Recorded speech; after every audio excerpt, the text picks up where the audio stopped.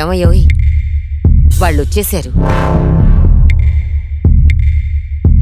ఇదిగో అవ్వా, చూశారుగా మన జగనన్ననే ఎంత పెద్ద బండరాయితో సంపాలని చూశారో. ఆ దుర్మార్గులకు మీరు ఓటేశారనుకో, మీకొచ్చే పెన్షన్ కూడా ఆగిపోద్ది. అందుకే మన జగనన్నకు ఓటేసి గెలిపించండి. పదనరా, మర్చిపోకండి. వెళ్ళొత్తా తాత.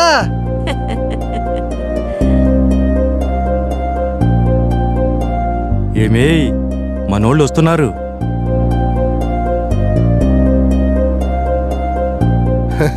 నమస్కారం తాతయ్య గారు. ఈసారి చంద్రబాబు నాయుడు గారిని గెలిపించండి. నెలకి పింఛను 4000 రూపాయలు ఇస్తారు.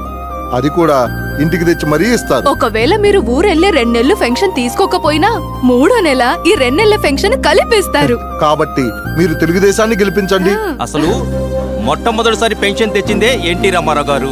ఆ తరువాత 200 రూపాయలున్న పెన్షన్ ని 2000 పెంచారు చంద్రబాబు గారు. ఇప్పుడు ఏకంగా 4000 ఇస్తా ఉంటున్నారు. చంద్రబాబు నాయుడు గారు మాటిచ్చారంటే ఖచ్చితంగా అమలు చేస్తారు. అందుకే ఆయనంటే మాకంత అభిమానం. అందుకే మా ఓట్లు ఈసారి తెలుగుదేశానికి వేస్తాం. చంద్రబాబు నాయుడు గారిని గెలిపిస్తాం.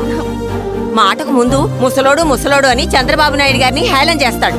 ముసలోళ్ళంటే అంత చులకన భావం ఉన్నా అతనికి ఎందుకు మనం ఓటేయాలి?